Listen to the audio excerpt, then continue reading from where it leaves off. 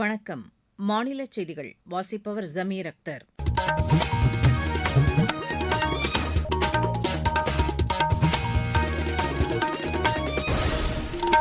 தலைப்புச் செய்திகள்.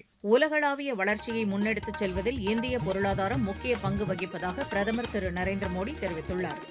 சர்வதேச சந்தையில் கச்சா எண்ணெய் விலை நிலையாக நீடிக்கும் பட்சத்தில் உள்நாட்டிலும் பெட்ரோல் மற்றும் டீசலின் விலையில் மாற்றம் இருக்காது என்று மத்திய அமைச்சர் திரு ஹர்தீப் சிங் புரி கூறியுள்ளார். முதலமைச்சர் திரு விஜயின் கரூர் பயணம் தொடர்பாக திமுக பதற்றமடைவது ஏன் என்று அமைச்சர் திரு நிர்மல்குமார் கேள்வி எழுப்பியுள்ளார். என்எல்சியின் 3% பங்கு விற்பனையை மத்திய அரசு கைவிட வேண்டும் என்று மார்க்சிஸ்ட் கம்யூனிஸ்ட் கட்சி மாநில செயலர் திரு சண்முகம் வலியுறுத்தியுள்ளார். உலகக்கோப்பை கால்பந்து போட்டியில் சுவிட்சர்லாந்து, அர்ஜென்டினா அணிகள் காலிறுதிக்கு முன்னேறியுள்ளன. இனி விரிவான செய்திகள். உலகளாவிய வளர்ச்சியை முன்னெடுத்துச் செல்வதில் இந்திய பொருளாதாரம் முக்கிய பங்கு வகிப்பதாக பிரதமர் திரு நரேந்திர மோடி தெரிவித்துள்ளார்.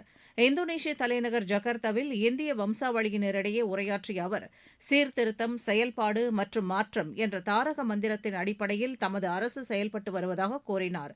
100 கோடிக்கும் அதிகமான மக்களின் கனவுகளை நனவாக்கும் வகையில் வளர்ச்சியை நோக்கி இந்தியா பயணித்து வருவதாகவும், எரிசக்தி முதல் செமிகண்டக்டர் உற்பத்தி வரை பல்வேறு துறைகளில் விரைவான முன்னேற்றத்தை இந்தியா கண்டு வருவதாகவும் கூறினார். தற்சார்பு நிலையை நோக்கிய இந்தியாவின் பயணம் இந்தோனேஷியா மட்டுமல்லாது ஒட்டுமொத்த ஆசியான் நாடுகளுக்கும் வலுவான உந்து சக்தியாக மாறியுள்ளது என்று பிரதமர் குறிப்பிட்டார். இந்தியாவும் இந்தோனேஷியாவும் வளர்ச்சிக்கான பொதுவான தொலைநோக்கு பார்வையுடன் செயல்படுவதாகவும், இரு நாடுகளும் இணைந்து வேகமான வளர்ச்சியை நோக்கி சென்று கொண்டிருப்பதாகவும் திரு நரேந்திர மோடி தெரிவித்தார். சர்வதேச சந்தையில் கச்சா எண்ணெய் விலை தொடர்ந்து நிலையாக இருக்கும் பட்சத்தில் இந்தியாவில் எண்ணெய் மற்றும் எரிவாயு வழங்கல் சீராக தொடரும் என்று மத்திய அமைச்சர் திரு ஹர்தீப் சிங் புரி தெரிவித்துள்ளார். புதுதில்லியில் நிகழ்ச்சி ஒன்றில் பேசிய அவர், சர்வதேச சந்தையில் கச்சா எண்ணெயின் விலை அதிகரிக்காமல் தொடரும் பட்சத்தில் உள்நாட்டிலும் பெட்ரோல் மற்றும் டீசலின் விலையில் மாற்றம் இருக்காது என்று கூறினார். அண்மையில் மேற்காசியாவில் ஏற்பட்ட பதற்றமான சூழலில் உலக அளவில் எரிபொருள் வழங்கலில் இடையூறு ஏற்பட்ட போதிலும் இந்தியா ராஜ்ய ரீதியிலான நடவடிக்கைகள் மூலம் சவால் நிறைந்த சூழலை திறம்பட கையாண்டதாக அவர் தெரிவித்தார். உள்நாட்டு உற்பத்தி, பரவலான இறக்குமதி உத்திகள் போன்றவற்றால் அந்த சூழலை மத்திய அரசு கையாண்டு எரிபொருள் தட்டுப்பாடு இல்லாத நிலையை உருவாக்கியதாக திரு ஹர்தீப் சிங் புரி கூறினார். முதலமைச்சர் திரு விஜய் கரூருக்கு பயணம் மேற்கொள்ள இருப்பதை அறிந்து திமுக பதற்றம் அடைவது ஏன் என்று மாநில சட்டத்துறை அமைச்சர் திரு நிர்மல்குமார் கேள்வி எழுப்பியுள்ளார். கோவை விமான நிலையத்தில் நேற்று செய்தியாளர்களிடம் பேசிய அவர், முதலமைச்சர் மாநிலத்தின் எந்த பகுதிக்கு வேண்டுமானாலும் செல்வதற்கு உரிமை உள்ளதாக கூறினார். ஆனால் முதலமைச்சரின் பயணத்தை எதிர்த்து உச்சநீதிமன்றம் வரை சென்று திமுகவினர் நீதிபதிகளின் கண்டனத்திற்கு ஆளானதை அமைச்சர் சுட்டிக்காட்டினார். தாவேக சட்டப்பேரவை உறுப்பினரிடம் குதிரை பேரம் நடத்திய வழக்கில் சம்மன் அனுப்பிய நிலையில் முன்னாள் அமைச்சர் திரு செந்தில் பாலாஜி காவல் நிலையத்தில் ஆஜராகாமல் தவிர்ப்பது ஏன் என்றும் திரு நிர்மல்குமார் கேள்வி எழுப்பினார்.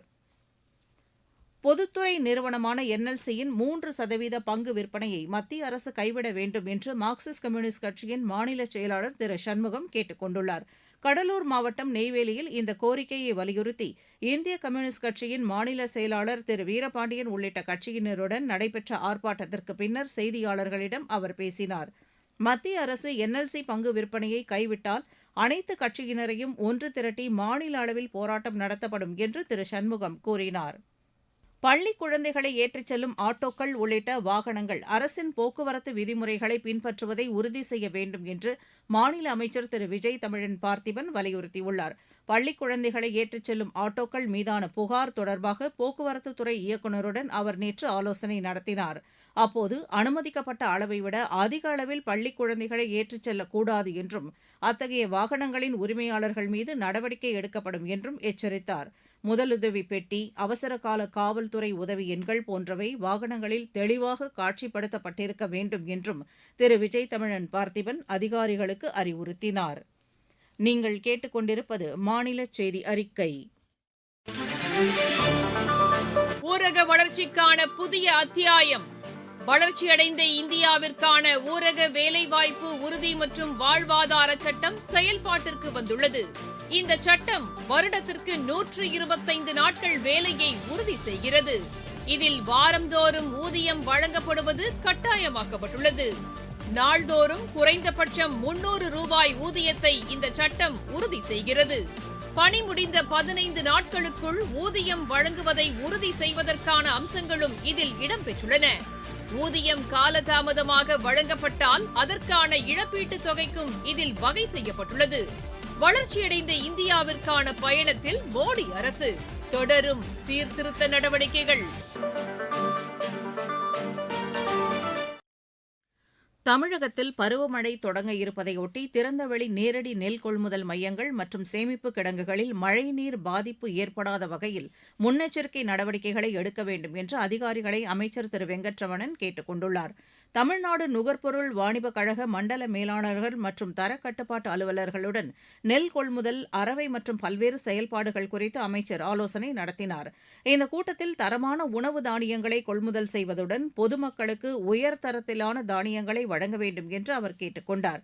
நுகர்பொருள் வாணிபக் கழகத்தின் செயல்பாடுகள் வெளிப்படைத் தன்மையுடன் இருப்பதுடன் விவசாயிகளின் நலன் பாதுகாக்கப்பட்டு தடையின்றி உணவுப் பொருள் விநியோகம் உறுதி செய்யப்பட வேண்டும் என்றும் திரு வெங்கட்ரமணன் அப்போது வலியுறுத்தினார். நாமக்கல் மாநகராட்சியில் திடக்கழிவு மேலாண்மை திட்டத்தின் கீழ் மக்கும் கழிவுகளில் இருந்து தயாரிக்கப்பட்ட செழிப்பு பசுமை உர விற்பனையை மாநகராட்சி ஆணையர் திரு செல்வபாலாஜி தொடங்கி வைத்தார். இந்த உரம் விவசாயிகளுக்கு பெரிதும் உதவியாக உள்ளது என எமது செய்தியாளர் தெரிவிக்கிறார். நாமக்கல் மாநகராட்சியில் திடக்கழிவு மேலாண்மை திட்டத்தின் கீழ் தினந்தோறும் மொத்தம் 54 மெட்ரிக் டன் கழிவுகள் சேகரிக்கப்படுகின்றன. இதில் 33 மெட்ரிக் டன் மக்கும் கழிவுகள் மாநகராட்சியில் உள்ள 7 நுண்ணுர செயலாக்க மையங்களில் மக்கும் கழிவுகளை அரைத்து 45 நாட்களில் உரமாக்கி பின்பு காய வைத்து நன்கு சலித்து அதனை ஒரு செழிப்பு உரமாக மாற்றுகின்றனர். இவ்வாறு தயார் செய்யப்பட்ட செழிப்பு உரம் பசுமை செழிப்பு உரம் என்ற பெயரில் அதன் விற்பனையை நாமக்கல் உழவர் சந்தையில் மாநகராட்சி ஆணையாளர் செல்வபாலாஜி பொதுமக்களுக்கு முதல் முறையாக தொடங்கி வைத்தார். இந்த செழிப்பு பசுமை உரம் 1 கிலோ 20 ரூபாய் வீதம் விற்பனை செய்யப்படுகிறது. இந்த செழிப்பு உரங்களை வாங்கி செல்லும் பொதுமக்கள், விவசாயிகள் தங்கள் வேளாண் விளைநிலங்களில் அவற்றை பயன்படுத்த முடியும். நாமக்கல்லிலிருந்து எஸ். கண்ணன். இருவரிச் செய்திகள். ஈரான் மீது அமெரிக்க ராணுவம் நேற்று தாக்குதலை மீண்டும் தொடங்கியதுடன் கச்சா எண்ணெய் விற்பனைக்கான அனுமதி உரிமத்தையும் திரும்பப் பெற்றுள்ளது. இந்தியாவுடனான எல்லை தொடர்பான பிரச்சினைகளை பேச்சுவார்த்தை மூலம் தீர்க்க முடியும் என்று நேபாள வெளியுறவு அமைச்சர் ஷிஷிர் கனல் தெரிவித்துள்ளார். பல்வேறு துறைகளில் எல் நினோ ஏற்படுத்தக்கூடிய தாக்கங்கள், முன்னெச்சரிக்கை நடவடிக்கைகள் குறித்து பிரதமரின் முதன்மைச் செயலாளர் டாக்டர் பி.கே. மிஸ்ரா தலைமையில் தில்லியில் ஆய்வுக் கூட்டம் நடைபெற்றது. கேரள மாநிலம் வயநாட்டில் ஏற்பட்ட நிலச்சரிவில் 3 பேர் உயிரிழந்த நிலையில் 7 பேரை தேடும் பணிகள் தொடர்ந்து நடைபெறுவதாக அம்மாநில அரசு தெரிவித்துள்ளது. விழுப்புரம் மாவட்டம் காணை, விக்கிரவாண்டி ஒன்றியங்களில் நடைபெற்று வரும் அரசு திட்டப் பணிகளின் செயல்பாடுகள் குறித்து உள்ளாட்சித்துறை அமைச்சர் திரு ஆனந்த் நேற்று ஆய்வு மேற்கொண்டார். நாமக்கல் மாவட்டத்தில் அனைத்து துறை அலுவலர்கள், தன்னார்வ நுகர்வோர் அமைப்புகள் பங்கேற்கும் காலாண்டு நுகர்வோர் குறைதீர் கூட்டம் ஆட்சியர் திரு மதுபாலன் தலைமையில் இன்று நடைபெறுகிறது. கோவை மாவட்டம் பொள்ளாச்சி ஆனைமலை அருகே உள்ள பொங்காளியூரில் உள்ள ஆவின் கூட்டுறவு பால் கொள்முதல் மையத்தில் அமைச்சர் திருமதி விஜயலட்சுமி ஆய்வு மேற்கொண்டார். தேனி மாவட்டத்தில் செயல்படுத்தப்பட்டு வரும் மத்திய மாநில அரசுகளின் வளர்ச்சித் திட்டப் பணிகள் குறித்து மாவட்ட வளர்ச்சி ஒருங்கிணைப்பு மற்றும் கண்காணிப்பு குழு கூட்டத்தில் ஆய்வு மேற்கொள்ளப்பட்டது. வேலூர் மாவட்டத்தில் நடப்பாண்டிற்கான சமூக நல்லிணக்க ஊராட்சி விருது பெற விரும்பும் ஊராட்சிகள் இம்மாதம் 31ஆம் தேதிக்குள் விண்ணப்பிக்க வேண்டும் என்று ஆட்சியர் திருமதி லீலா அலெக்ஸ் கேட்டுக் கொண்டுள்ளார். தமிழ்நாடு மாநில உயர்கல்வி மன்றம் சார்பில் எதிர்கால பொறியியல் பாடத்திட்டம், பட்டதாரிகளின் வேலைவாய்ப்பு திறனை மேம்படுத்துதல் குறித்த கருத்தரங்கை அமைச்சர் திரு விஸ்வநாதன் தொடங்கி வைத்தார். விளையாட்டுச் செய்திகள். உலகக்கோப்பை கால்பந்து போட்டியில் சுவிட்சர்லாந்து அணி காலிறுதிப் போட்டிக்கு முன்னேறியுள்ளது. வான்கூவரில் நேற்று நடைபெற்ற காலிறுதிக்கு முந்தைய சுற்று ஆட்டத்தில் அந்த அணி கொலம்பியாவை பெனால்டி ஷூட் அவுட் முறையில் 4-3 என்ற கோல் கணக்கில் வென்றது. அட்லாண்டாவில் நடைபெற்ற மற்றொரு போட்டியில் எகிப்து அணியை 3-2 என்ற கோல் கணக்கில் வென்ற அர்ஜென்டினா காலிறுதிக்கு முன்னேறியுள்ளது. இந்தியாவுக்கு எதிரான 3வது டுவெண்டி கிரிக்கெட் போட்டியில் இங்கிலாந்து அணி 125 ரன் வித்தியாசத்தில் வெற்றி பெற்றது. நாட்டிங்ஹாமில் நேற்று நடைபெற்ற இப்போட்டியில் முதலில் விளையாடிய இங்கிலாந்து அணி நிர்ணயிக்கப்பட்ட 20 ஓவரில் 7 விக்கெட் இழப்புக்கு 201 ரன் எடுத்தது. ஃபில் சால்ட் அதிகபட்சமாக 70 ரன் சேர்த்தார். சாம் கரன் ஆட்டமிழக்காமல் 41 ரன் எடுத்தார். 202 ரன் எடுத்தால் வெற்றி என்ற இலக்குடன் பின்னர் களமிறங்கிய இந்திய அணி அடுத்தடுத்து சொற்ப ரன்களில் விக்கெட்டுகளை இழந்தது. 11.4 ஓவரில் 76 ரன் மட்டுமே எடுத்து தோல்வியடைந்தது. இங்கிலாந்து அணி இந்த வெற்றியின் மூலம் 5 போட்டிகள் கொண்ட தொடரில் 2-0 என்ற கணக்கில் முன்னிலை பெற்றுள்ளது. மீண்டும் தலைப்புச் செய்திகள். உலகளாவிய வளர்ச்சியை முன்னெடுத்துச் செல்வதில் இந்திய பொருளாதாரம் முக்கிய பங்கு வகிப்பதாக பிரதமர் திரு நரேந்திர மோடி தெரிவித்துள்ளார். சர்வதேச சந்தையில் கச்சா எண்ணெய் விலை நிலையாக நீடிக்கும் பட்சத்தில் உள்நாட்டிலும் பெட்ரோல் மற்றும் டீசலின் விலையில் மாற்றம் இருக்காது என்று மத்திய அமைச்சர் திரு ஹர்தீப் சிங் புரி கூறியுள்ளார். முதலமைச்சர் திரு விஜயின் கரூர் பயணம் தொடர்பாக திமுக பதற்றமடைவது ஏன் என்று அமைச்சர் திரு நிர்மல்குமார் கேள்வி எழுப்பியுள்ளார்.